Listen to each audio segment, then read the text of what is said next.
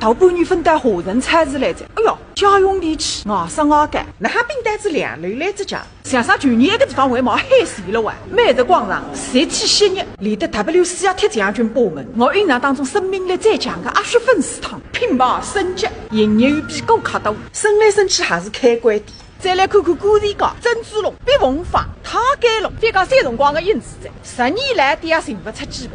最结棍的是鱼眼馆，明清辰光香火最扬的大馆，现在一日天不做还冒脱几张片，糖粥、豆腐花、炒豆腐、咸鱼子，么是最好吃的辰光，可惜袋袋里瘪哒哒，还不用鱼子收拾。少人写的锅贴地毛高头发，茶叶地毛冰淇淋，看了8年来店的面浪烂脱一个。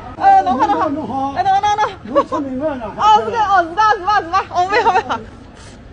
不嘛，新兴国年，行业季、科技季，应当当，神快洋里倒塌。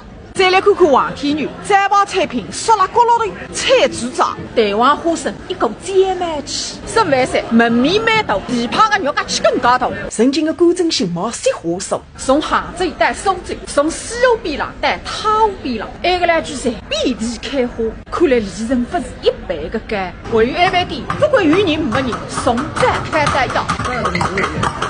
不开得昏天黑地，哪哈见到写的死气活来？广州食品商店毛金子，想着曾经的大宋的病，这还得了昆蒙头里下一山透视。